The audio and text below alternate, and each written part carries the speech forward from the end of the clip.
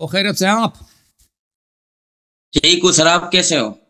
اللہ تعالیٰ کا احسان ہے، تھینک یو سر، اللہ آپ کو جزائے خیر دے. تشریف آوری کا بڑا شکریہ. بہت مزے والا گفتگو ہوئی اور بڑا لطف جو ہے وہ ہم نے اس سے اٹھا. شیخ صاحب کچھ سوالات ہیں جو میں بھی پوچھنا چاہتا ہوں. جی سر، جی سر. پہلے اور ایک بات کو میں پہلے سے جو ہے وہ کلیئر کر دوں کہ میرے سوالات جو ہے وہ ایک سوال ایک موضوع پر ہوگا، دوسرا سوال دوسرے موضوع پر ہوگا. آپ جو ہے برا نہ مانیں پلیز سر. کوئی بات نہیں. آپ کام کیا کرتے ہو؟ طالب علم ہو؟ مدرسے والے ہو یعنی؟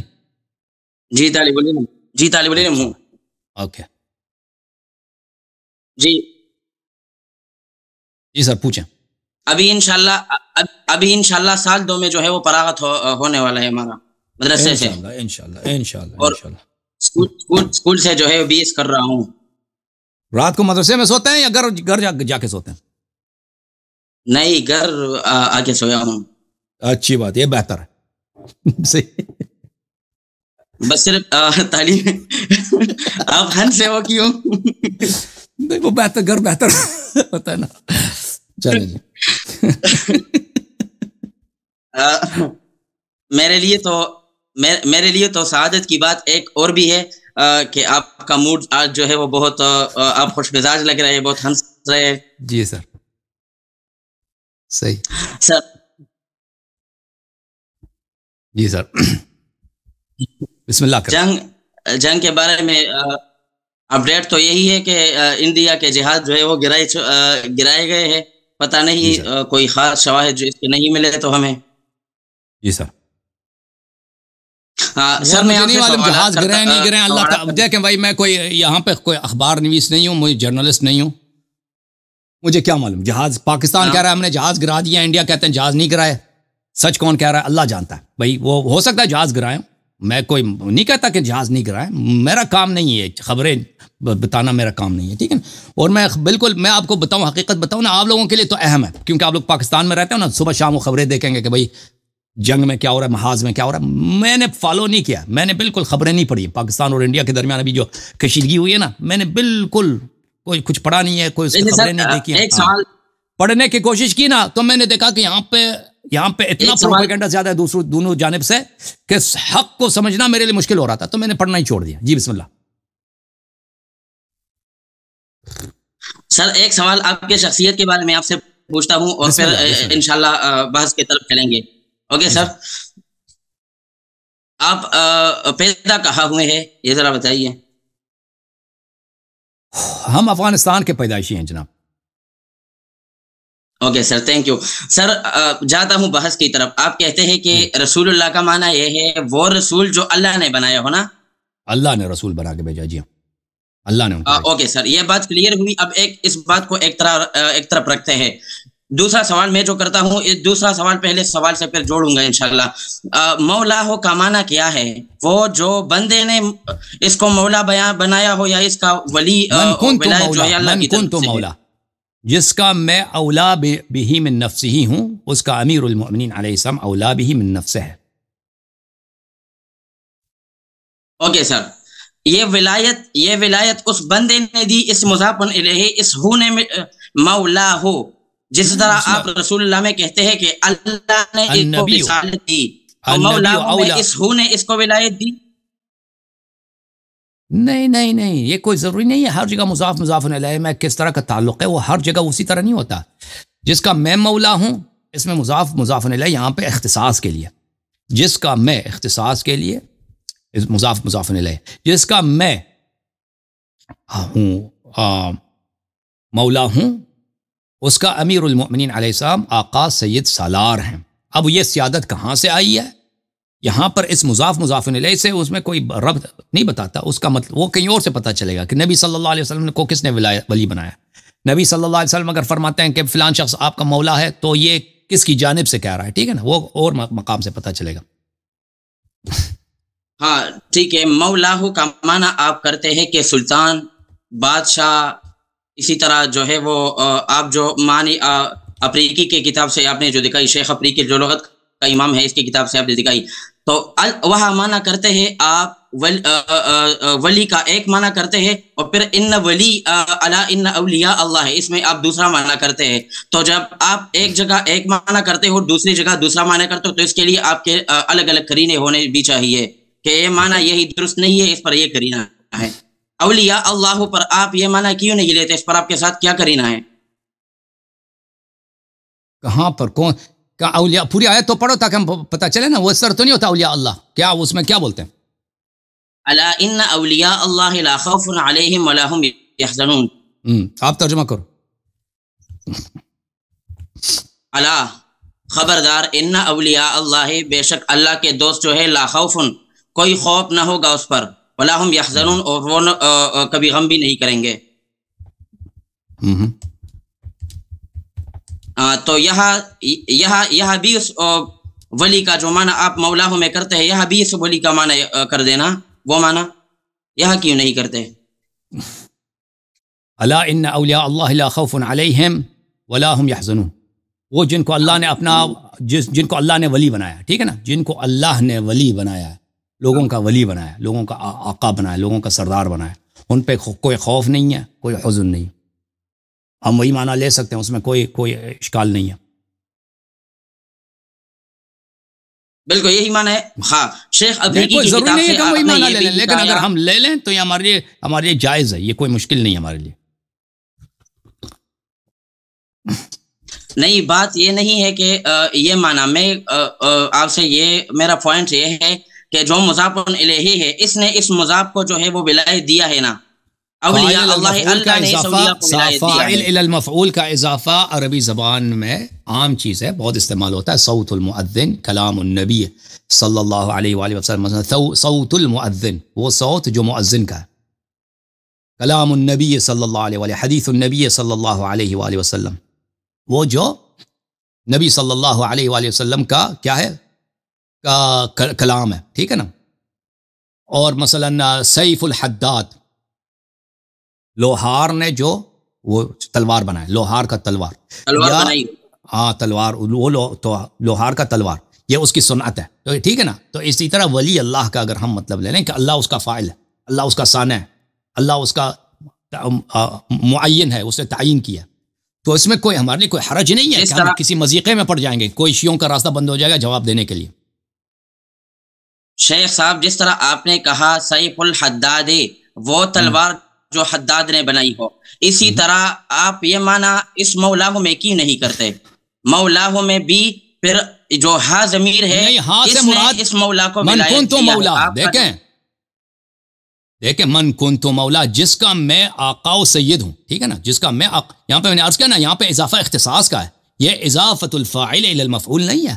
دنیا میں دیکھیں اضافے کے بہت سارے اقسام ہیں، ہر جگہ اس طرح نہیں کہ ہر اضافہ فاعل کا مفعول کی طرف اضافہ ہوتا ہے، یہ کوئی ضروری نہیں ہے. اگر آپ نے ایک جگہ کہا نا، کبھی مفعول کی طرف بھی، اگر آپ نے ایک جگہ کہا اگر آپ نے کہا کہ مثلا صنع الحداد یا سیف الحداد، پھر پوری دنیا میں جتنے اضافے ہیں وہ اسی طرح اضافے ہوں گے نا، وہ ہر جگہ اسی کی مناسبت سے ہوگا بھائی. اگر آپ کہتے ہیں من کنت مولا، پھر اس کا مطلب یہ ہوگا کہ نبی صلی اللہ علیہ وسلم کو ولایت عوام نے دی ہے. جاننا چاہتا ہوں، یہی مناسبت جاننا چاہتا ہوں کہ کیا مناسبت ہے جو آپ وہ معنی غلط ہو جائیں گے نا، اور معنی غلط ہو جائے گا نا. نبی صلی اللہ علیہ وسلم کو ولایت کس نے دی ہے؟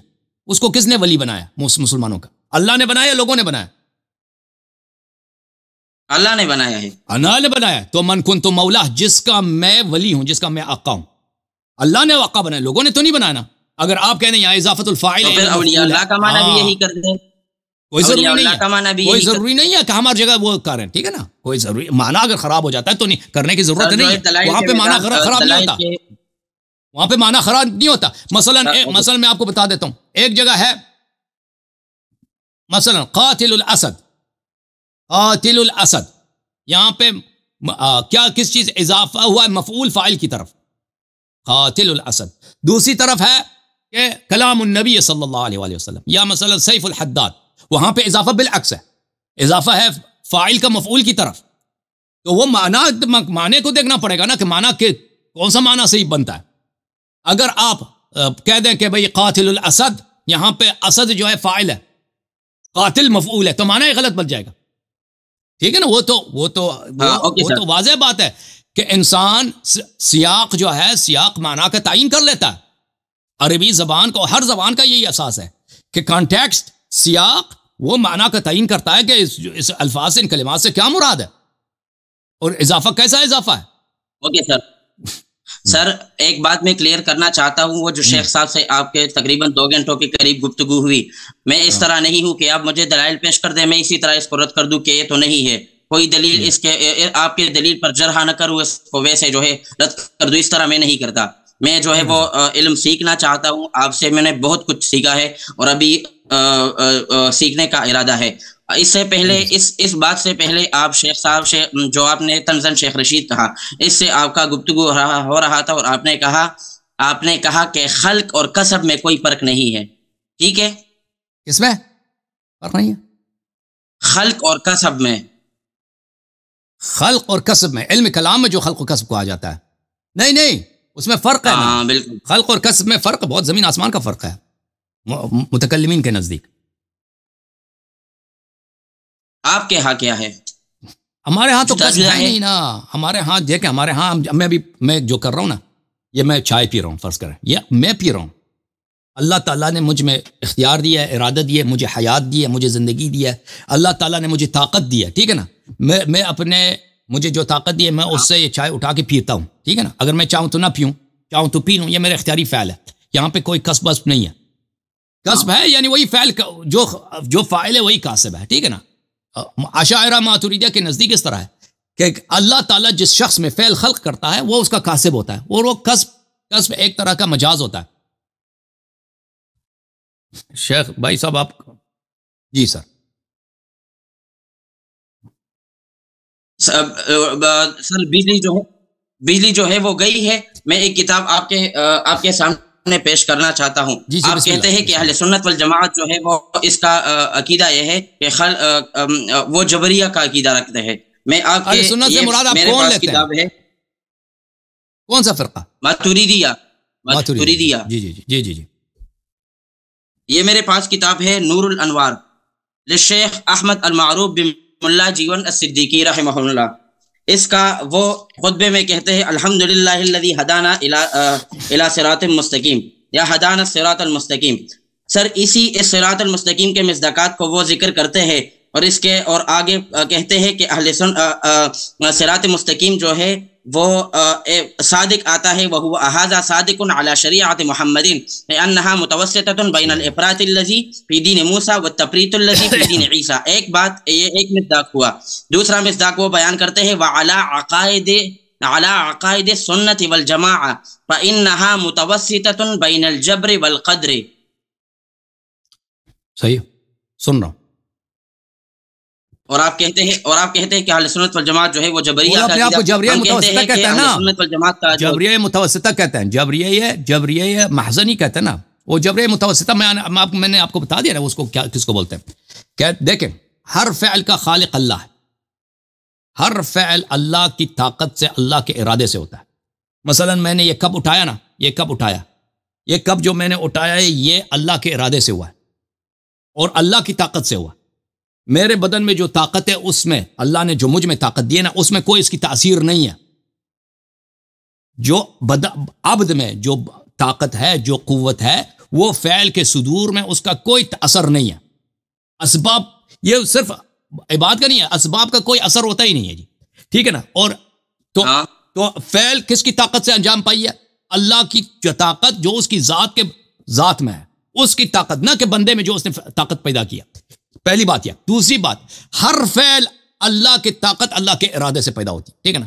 اب میرے جو افعال ہیں تو پھر اس میں میری جو طاقت ہے, میری جو انرجی ہے, اس میں اس کا کوئی اثر نہیں ہے. اللہ کی جو ذات ہے اس کے پاس جو قادر ہے, مطلق ہے, اس کی طاقت سے چیزیں دنیا میں جو حرکات ہیں, جو سکنات ہیں, جو بھی فعل ہیں وہ وجود میں لاتی. انہی میں سے ایک میرا ارادہ ہے, انہی افعال میں سے میرا ارادہ ہے.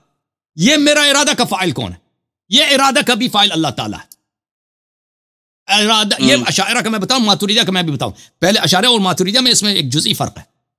اشاعرہ کہتے ہیں کہ میرا ارادہ بھی, دیکھیں میں مختار ہوں, مجھے اختیار ہے کہ میں کروں یا نہ کروں, لیکن جب میں فیصلہ کرتا ہوں کہ میں کر لوں یا میں فیصلہ کرتا ہوں کہ نہ کروں, میں کہتا ہوں اب 3 بجے ہو گئے، چلے نماز پڑھتے ہیں، میں نے نماز پڑھنے کا فیصلہ کیا. یہ ارادہ اللہ کا فعل ہے. یہ ارادہ جو ایک فعل ہے یہ اللہ خلق کرتا ہے مجھ میں. اللہ نے میرے ضمیر میں یہ ارادہ خلق کیا کہ تو نماز پڑھ. تو اب جب اللہ نے ارادہ خلق کیا میرے وجود میں کہ اللہ میں نماز پڑھوں، تو میں نے نماز پڑھنے کا ارادہ کیا. یہ بھی اللہ کا فعل ہے، ٹھیک ہے نا. مجازن میں کہتا ہوں کہ میں نے ارادہ کیا، حقیقت میں اس کا فاعل اللہ تعالیٰ ہے. تو پھر اللہ تعالیٰ میرے وجود میں یہ افعال خلق کر دیتا ہے کہ میں نماز پڑھ لیتا ہوں. تو فاعل بھی اللہ ہے، خالق بھی اللہ. لیکن کیونکہ اللہ نے یہ سب چیزیں مجھ میں خلق کی ہے، میں اس کا کاسب بنا.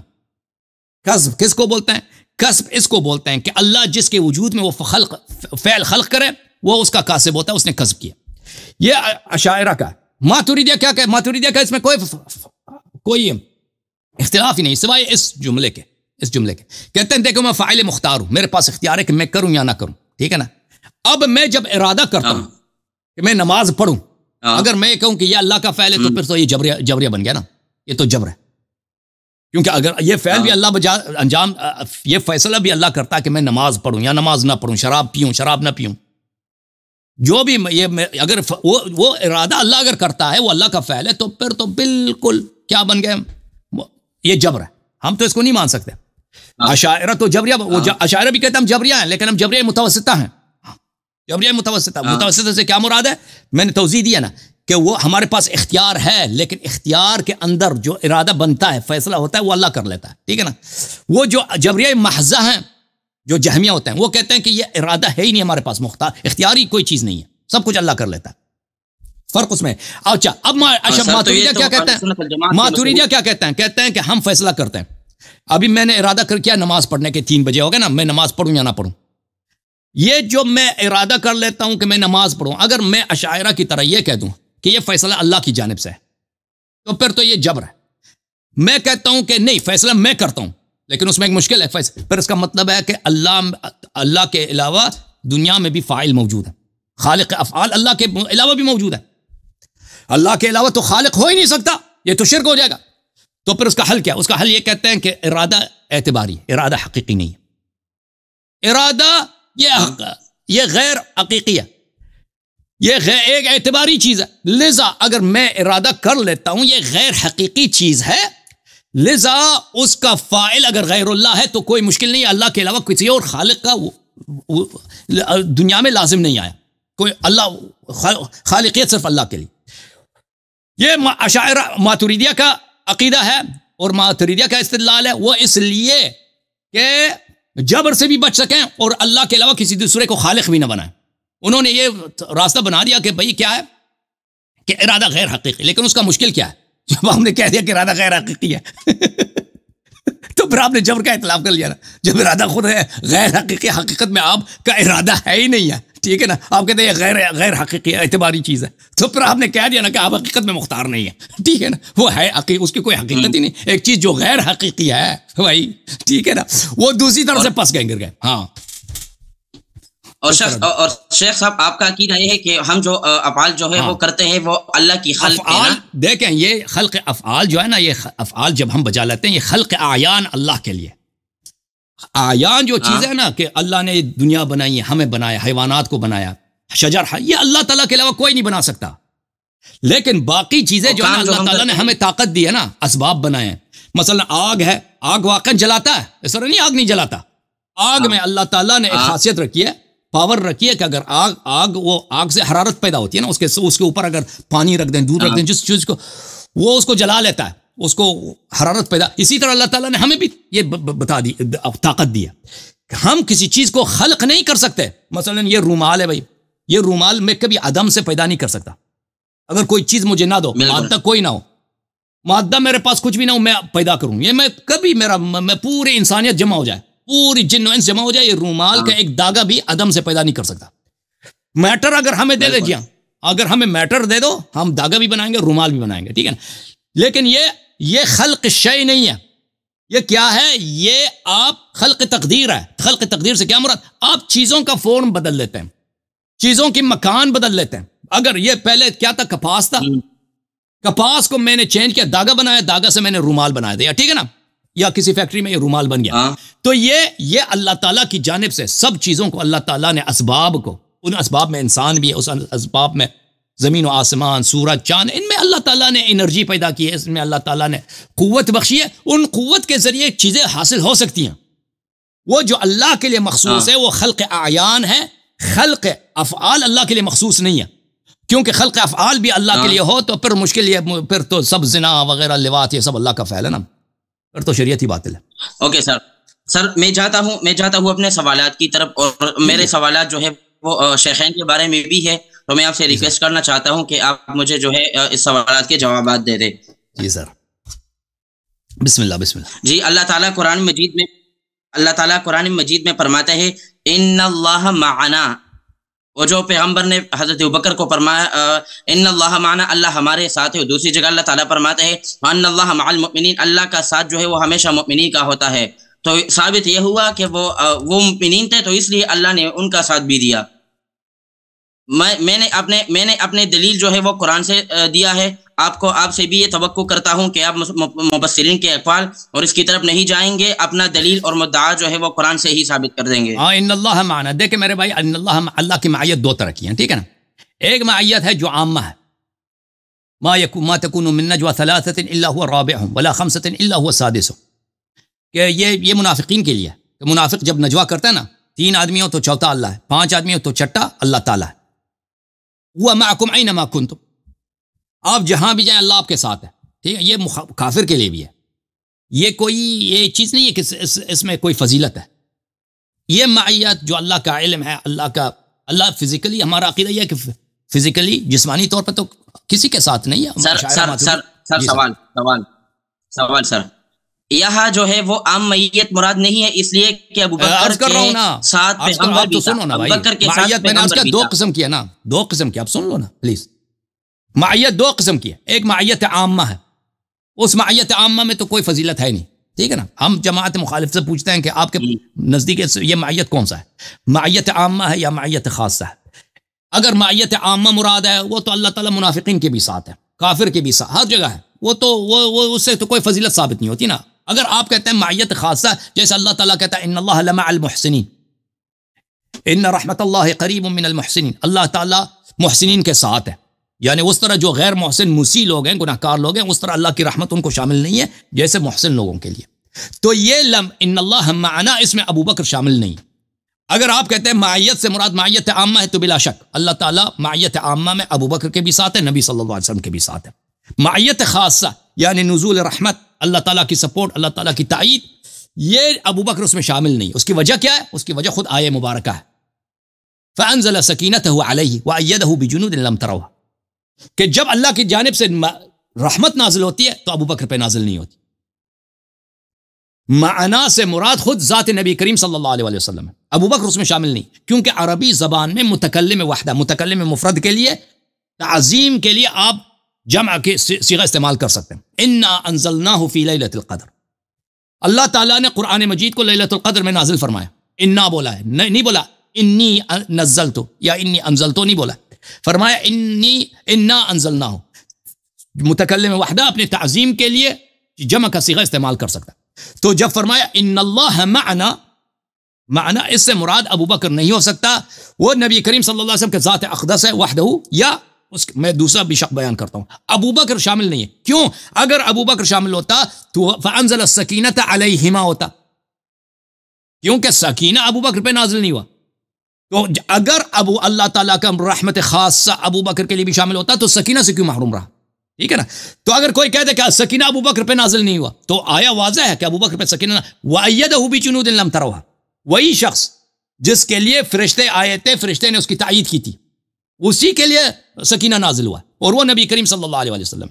اب لا تحزن ان اللہ معنا، تو غم نہ کر، اور کیونکہ اللہ ہمارے ساتھ ہے. یہاں پر دیکھو نبی صلی اللہ علیہ وسلم نے فرمایا لا تحزن، یہاں پہ حزن کا مقام ہے ہی نہیں. یہاں پہ یہ بہت ہی لطیف اور بہت ہی نازک عربی زبان کے نکات ہیں کہ حزن اور خوف میں فرق کیا ہے. حزن مافات کے لیے ہوتا ہے، مصیبت جو مافات ہو، گزشتہ سابق مصیبت کے لیے. خوف جو ہوتا ہے لاحق مصیبت کے لیے، جس کا امکان ہے. یہاں غار میں جو جو مقام ہے یہ حزن کا مقام نہیں، یہ خوف کا مقام ہے، خوف کا مقام ہے۔ نبی کریم صلی اللہ علیہ وسلم ابو بکر سے فرماتے ہیں لا تحزن، تو غمزدہ نہ ہو، غمزدہ نہ ہو۔ یہاں پہ ابو بکر کے لیے یہ کیوں کہتا ہے نبی صلی اللہ علیہ وسلم لا تحزن؟ حالانکہ یہ مقام حزن کا ہے نہیں، اس سے پہلے ابو بکر کا کوئی شخص فوت ہوا ہے، کوئی رشتہ دار، کچھ بھی نہیں ہوا، کوئی مالی نقصان کچھ بھی نہیں ہوا، ٹھیک ہے نا؟ کیوں فرماتا ہے نبی کریم صلی اللہ علیہ وسلم لا تحزن؟ اب سن لینا، لا تحزن کیونکہ وہ اپنے خود سے زیادہ کیونکہ وہ اپنے خود سے زیادہ پیغمبر سے جو ہے وہ محبت کرتا تھا، اسی وجہ سے اس کو تکلیف ہو رہا تھا کہ پیغمبر اس کافروں کے ہاتھ نہ لگ جائے۔ وہ بہت غمزدہ تھا تو پیغمبر نے کہا لا تحزن ان اللہ معنا۔ سر مجھے ایک بات نہیں سن لیں، آپ توجہ نہیں کر رہے، توجہ نہیں کر رہے۔ دیکھیں، اگر کسی کو خوف ہے کہ نبی صلی اللہ علیہ وسلم کافر کے حالات نہ لگ جائے تو اس کو خوف ہے، حزن نہیں ہے، اس کو خوف ہونا چاہیے۔ نبی صلی اللہ علیہ وسلم تو نہیں فرمایا لا تخف ان اللہ معنا، نبی صلی اللہ علیہ وسلم فرماتے لا تحزن۔ حزن اور خوف میں بڑا فرق ہے۔ سر بات سنیں سر، خوف تب ہوتا جب وہ کافر اس غار کے قریب نہ آتے، تو ابوبکر کو خوف تھا کہ ہم اس کے ہاتھ نہ لگ جاتے۔ وہ تو غار کے قریب آئے ہوئے ہوتے اور اس وہ پیغمبر کے جو ہے وہ پیغمبر اور حضرت ابوبکر کو جو ہے وہ بالکل اس غار کے قریب تھے، تو حضرت ابوبکر نے اسی طرح جو ہے وہ مانا تھا کہ ہم اس کے ہاتھ لگے ہوئے ہیں، نہیں لگے۔ خوف تو تب ہوتا اگر کوئی اگر آپ پہ دشمن اگر بڑا بے رحم ہے، دشمن سنگ دل ہے، وہ آپ کو پکڑ کے قتل کر لے گا نا اگر ہاتھ لگ جائے، تو یہاں پہ آپ کو خوف ہونا چاہیے۔ یہاں پہ حزن بنتا ہی نہیں، غم نہیں بنتا، یہاں پہ خوف بنتا ہے کہ آپ کو پریشانی، آپ سن لیں بھائی، سب کو سمجھ آ گئی، آپ کو سمجھ نہیں آیا آپ دوبارہ سن لینا۔ یہاں پہ حزن کا مقام نہیں، یہ خوف کا مقام ہے، ٹھیک ہے نا؟ حزن بنتا ہی نہیں ہے۔ حزن اگر یہ ہوتا ہے نا کسی کا باپ مر گیا، بھائی آپ غصہ نہ کریں، آپ کے والد صاحب جنت میں، اللہ آپ کو اجر دے گا، آپ کے والد صاحب مر گئے ہیں، آپ صبر کریں، آپ اللہ آپ کو اجر دے گا، ٹھیک ہے؟ یہ حزن بنتا ہے۔ ابو بکر کا نہ کوئی بھائی مرا ہے، نہ کوئی اس کی بیٹی، نہ کوئی وائف، نہ کوئی بابا، نہ کوئی چچا، کچھ نہیں مرا، ٹھیک ہے نا؟ کوئی مالی نقصان بھی نہیں ہوا، ٹھیک ہے نا؟ نبی صلی اللہ علیہ وسلم کہتے ہیں لا تحزن، کیوں فرماتے؟ کہنا چاہیے تھا لا تخف، کہنا چاہیے تھا لا تخف۔ آپ کہہ رہے ہیں نا خوف تھا اس کو کہ نبی کو پکڑ لیں گے، اس کو نبی صلی اللہ علیہ وسلم جان سے زیادہ پیارا، تو نبی صلی اللہ علیہ وسلم کو کہنا چاہیے تھا کہ لا تخف، تجھے خوف نہیں ہونا چاہیے۔ کہتے ہیں لا تحزن۔ سر آپ اس کی وجہ کیا؟ میں آپ کو بتاتا ہوں، اس کی وجہ بتاتا ہوں، اس کی وجہ یہ ہے، اس کی اصل وجہ میں آپ کو بتاتا ہوں۔ وجہ اس کی یہ ہے کہ نبی صلی اللہ، اس کی وجہ یہ ہے کہ سکینہ جب نازل ہوا ہے تو ابو بکر پہ نازل نہیں ہوا، تو پتہ کیا چلا کہ ابو بکر صلی اللہ علیہ وسلم نبی کے مخلص نہیں ہیں۔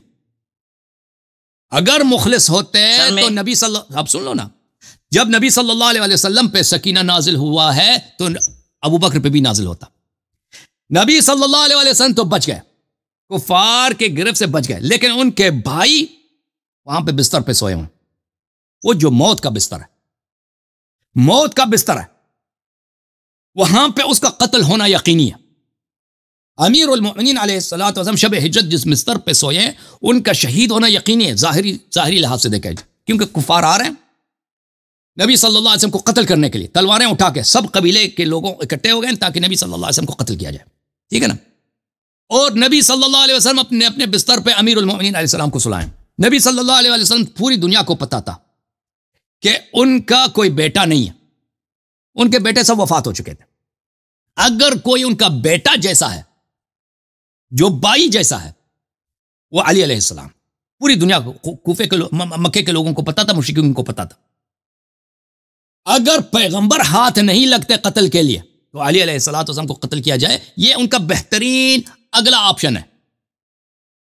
اور کفار بھی، وہ کوئی شریعت کے پابند تو ہے نہیں، اور سب نے آپس میں عہد بھی کیا کہ پیغمبر کو قتل کریں گے۔ سن لیں، جب سب مل کے قتل کریں گے تو بنی ہاشم ہم سے انتقام نہیں لے سکتا۔ امیر المؤمنین علی علیہ السلام کا شہید ہونا یقینی ہے ظاہری لحاظ سے، اور ابو بکر دل میں خوش ہو رہا ہے، ابو بکر دل میں خوش ہو رہا ہے کہ آج علی علیہ السلام جس شخص سے یہ اتنے محبت کرتے ہیں، چلیں یہ خود بچ گیا تو اس کا بھائی تو قتل ہوگا نا۔ تو نبی صلی اللہ علیہ وسلم تمسخر میں، جیسے قرآن میں ذق انک انت العزیز الکریم، کہ کافر کو جہنم میں داخل کیا جائے گا، اس کو ماریں گے ملائکہ اور کہیں گے نا، نوش تو فرمائیے نا، ذق انک انت العزیز الکریم، آپ تے بڑے صاحب عزت آدمی ہیں، آپ تے بہت بڑے سردار ہیں، چکیے مارتے ہیں اس کو ملائکہ۔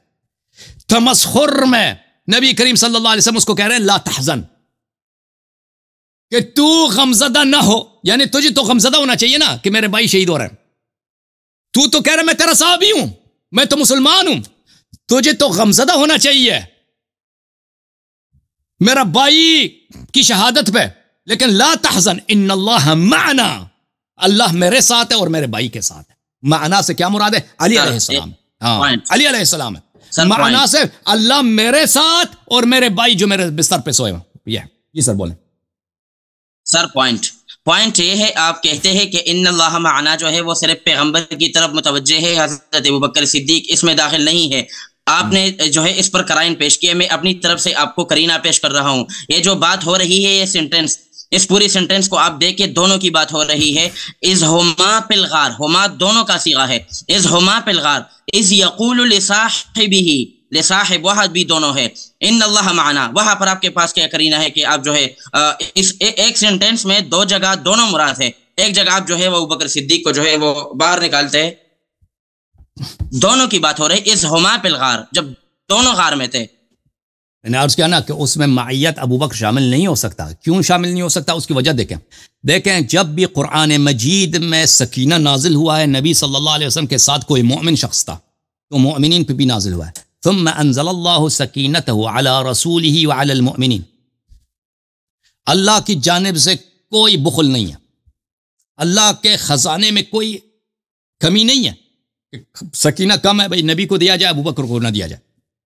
دیکھیں اللہ کی جانب سے کوئی بخل نہیں. حنین میں جب سکینہ نازل ہوا تو رسول صلی اللہ علیہ وسلم اور مومنین پہ نازل ہوا، ٹھیک ہے نا.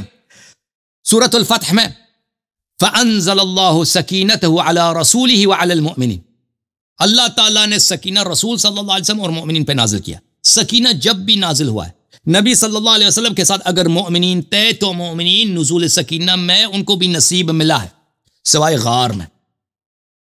دیکھیں معنا ہم کیوں کہتے ہیں ابوبکر شامل نہیں ہے؟ اس لیے کہ ابوبکر پہ سکینہ نازل نہیں ہوا نا. اگر اللہ کی رحمت ابوبکر کے ساتھ بھی ہے. بھلے دیکھو اذ یقول لصاحبہ لا تحزن ان اللہ معنا فانزل اللہ سکینتہ علیہ. سکینہ ایک شخص پہ نازل ہوا، دوسرے پہ نازل نہیں ہوا.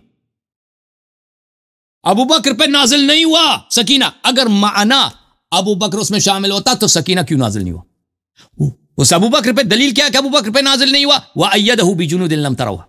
جس پہ سکینہ نازل ہوا ہے اسی کے لیے ملائکہ بھی آئے، اسی کے لیے ملائکہ آئے اور وہ نبی صلی اللہ علیہ وسلم ہے. تو ابوبکر محروم رہا اب سکینہ سے، تو محروم رہا تو پتہ چلا ان اللہ معنا میں ابوبکر شامل نہیں ہے. اوکے سر، میں نے بھی اپنا قرینہ پیش کیا کہ بات ایک سینٹینس میں دونوں کا ہو رہا ہے. اوکے سر، میں جا رہا ہوں اپنے دوسرے سوال کی طرف.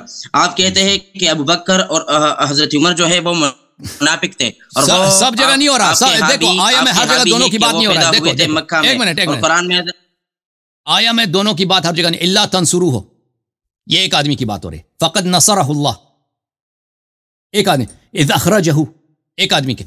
یہاں پر سب ایک آدمی کی بات ہو رہی ہے جس کی اللہ تنصرو ہو. اے صحابہ تم میرے نبی صلی اللہ علیہ وسلم کی نصرت سے نصرت نہیں کر رہے، غزوہ تبوک میں نصرت نہیں کر رہے. اگر ابھی نصرت نہیں کر رہے تھے تو اس وقت بھی تم لوگوں نے نصرت نہیں کی تھی، اللہ نے نصرت کی تھی. نبی نصرت کس کی ہو رہی ہے؟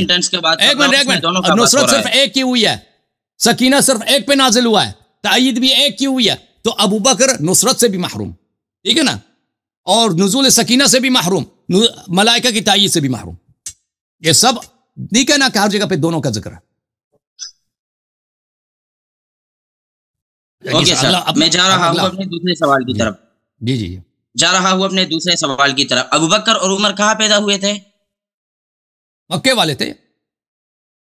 مکے قرآن میں اللہ تعالیٰ فرماتے ہیں وَمِنَ الْأَعْرَابِ مُنَافِقُونَ مِنْ أَهْلِ الْمَدِينَةِ لَا تَعْلَمُهُمْ نَحْنُ نَعْلَمُهُمْ. تو کس طرح آپ کہتے ہیں؟ اللہ تعالیٰ فرماتے ہیں کہ ہم منافقوں کو جانتے، آپ نہیں جانتے. پھر فرماتے ہیں کہ جو ہے منافق جو تھے وہ اعراب میں سے تھے. مکہ جو ہے وہ تو شہر ہے، اور اہل مدینہ سے تھے، تو وہ تو اہل مدینہ بھی نہیں ہے نہ اعراب سے ہے. مکے میں منافق آپ قرآن سے ثابت کر رہے کہ مکے میں بھی منافق رہتے تھے. اور نہیں، وہ مدینے میں تو اس وقت یہ بھی یہ تو مدینے والے تھے نا. نبی صلی اللہ علیہ وسلم خود مدنی ہے. نبی صلی اللہ علیہ ہجرت کے بعد ان لوگوں نے مکہ چھوڑ دیا، یہ مدینے میں رہتے تھے اور یہ آیا مدنی ہے، ٹھیک ہے نا. وَمِنْ أَهْلِ الْمَدِينَةِ مَرَضُوا عَلَى النِّفَاقِ لَا تَعْلَمُهُمْ نَحْنُ نَعْلَمُهُمْ. مدینے والے پیغمبر مدینے والوں میں سے ہاں یہ نہیں کہہ رہا. دیکھیں جو ہاں پیغمبر مدنی اس لیے تھے کہ پیغمبر کے جو دادا تھے اس کے ایک بیوی جو ہے وہ مدینہ میں پائی رہ چکی تھی. جب یہ لوگ مدینہ منتقل ہو گئے تو ان کے لیے واپس مکہ رہنا حرام ہو گیا, تو یہ اہل مدینہ بن گئے. یہ جو کہہ رہے ہیں نا اس شہر کے رہائشی مدینہ اہل المدینہ یعنی مدینہ کے رہائشی, مدینہ کے رہائشی میں مہاجر بھی ہیں انصار بھی ہیں, اس طرح نہیں کہ صرف انصار ہیں. مدینہ اہل المدینہ جو لوگ مدینہ میں رہتے ہیں, اس طرح اس کا مطلب یہ نہیں ہے کہ جن کے آبا اجداد وہ مدینے والے ہیں, اس کا مطلب یہ نہیں. اہل المدینہ یہ لوگ جو مدینے میں رہائشی ہیں, اس میں مہاجر بھی ہیں انصار بھی ہیں, ٹھیک ہے نا. اور اگر آپ چاہتے ہیں کہ مکے میں منافقین, وہ قرآن کی آیت موجود ہے, جہاد کی آیات موجود ہیں اس میں. کہاں ہے ذرا دکھا دے ذرا سر دکھا دے. میں وہ دکھا دوں گا آپ کو. لیکن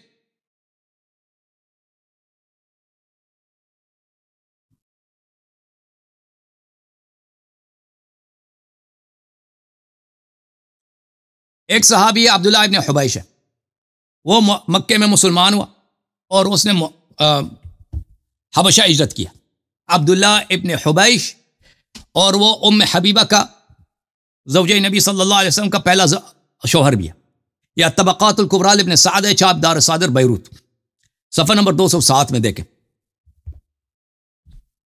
کتب رسول اللہ صلی اللہ علیہ وآلہ وسلم الی النجاشی, نبی صلی اللہ علیہ وسلم کو نجاشی کو رضی اللہ عنہ, نجاشی مسلمان ہوا تھا شیعہ مذہب میں اور بہت ہی عظیم شخصیت ہے, یہ ان کو اسلام کی دعوت دی تھی. وبعث به مع عمرو بن امیہ الضمری, اور اس کو ایک شخص کے ساتھ اس نے ایک کتاب بھیجا تھا. جب اس نے اس کو کتاب پڑھی تھی وہ مسلمان ہوا تھا. اس نے کہا تھا لو قدرت ان آتیہ لاتیتہ, اگر مجھے میرے پاس یہ اختیار ہوتا, میں ہو سکتا کہ مدینہ مشرف ہو جاؤں تو میں مکہ مشرف ہو جاؤں تو میں مکہ جاتا ان سے ملنے کے لیے. وکتب الیہ رسول اللہ صلی اللہ علیہ وآلہ وسلم, رسول اللہ صلی اللہ علیہ وسلم نے نجاشی کو خط بھیجا ان یزوجہ ام حبیبہ بنت ابی سفیان ابن حرب, کہ تاکہ نجاشی نکاح پڑے ام حبیبہ کا رسول صلی اللہ علیہ وسلم کے ساتھ. وکانت فی من ہاجر الی الحبشہ, ام حبیبہ نے ہجرت کیا تھا حبشے کی طرف, مع زوجہا عبید اللہ ابن جحش, اپنے زوجہ عبید اللہ ابن جحش کے ساتھ. فتنصر ہناک ومات, عبید اللہ ابن جحش وہاں پہ نصرانی بن گیا اور وہیں پہ مر گیا. فزوجہ النجاشی ایاہا واصدق عنہ 400 دینار, تو نجاشی نے نکاح پڑھیا نبی صلی اللہ علیہ وسلم کی ام حبیبہ کے ساتھ, اور اس کو 400 دینار بھی اس کو کیا دیا, ام حبیبہ کو اس نے مہر دیا, ٹھیک ہے نا. تو یہ مکہ والا آدمی ہے اور مہاجر سابقین اولین میں سے ہجرت بھی کیا اس نے وہاں پر. ہمارے نزدیک تو سابقین اولین میں سے نہیں, آپ لوگوں کے نزدیک ہے. اس نے یہ سر ارتداد ثابت ہوا, منافقت ثابت نہیں ہوا. ٹھیک ہے, ارتداد ثابت, میں نے کہا آپ وہ آ جائے گا, ارتداد ثابت ہوا, منافقت ثابت نہیں ہوا. ٹھیک ہے بھائی, بات ہو رہا ہے منافقت پہ, اور آپ نے کہا کہ میں آیتوں سے ثابت کرتا ہوں کہ مکے میں منافق رہتے تھے. میں نے کب بولا کہ نہیں, آپ حوصلہ تو رکھ کے نا بھائی. اچھا رکھتا ہوں سر, بہت مزہ آ رہا ہے سر آپ کے ساتھ گفتگو جو ہے. پہلی بات یہ ہے کہ آپ اسلام عمر کی باب کو دیکھیں. اسلام عمر کہ عمر کس حالت